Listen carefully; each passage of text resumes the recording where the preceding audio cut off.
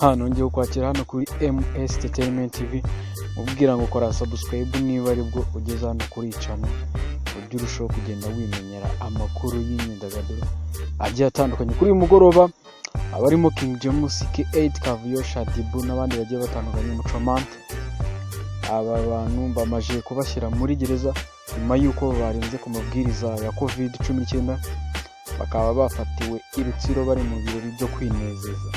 Abarimo King James se kubona umuhanzi wa King James afatirwa mu birori nk'ibi ngibi byo kurenga ku mabwiriza ya COVID, umuntu nk'uyu abana bafatiraho urugero Babazi Shadia, yinjira ngo murabizi niwe munyarwanda ukurikiranwa cyane ku mbuga nkoranyambaga, kubona agaragara mu birori nk'ibi ngibi ese n'icyo bari kwigisha urubyiruko, ni izihe nyigisho atanga.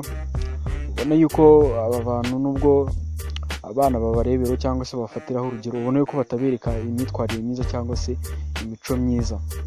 Rero nkuko nabikubwiye, King James, Shadibu, K8, Kavuyo, Mucomante aba mu gihugu cya Amerika, aba star nabita aba star bakaba bamaje rero gufatwa n'inzego zishinzwe umutekano dore ko barinze kuri COVID-19.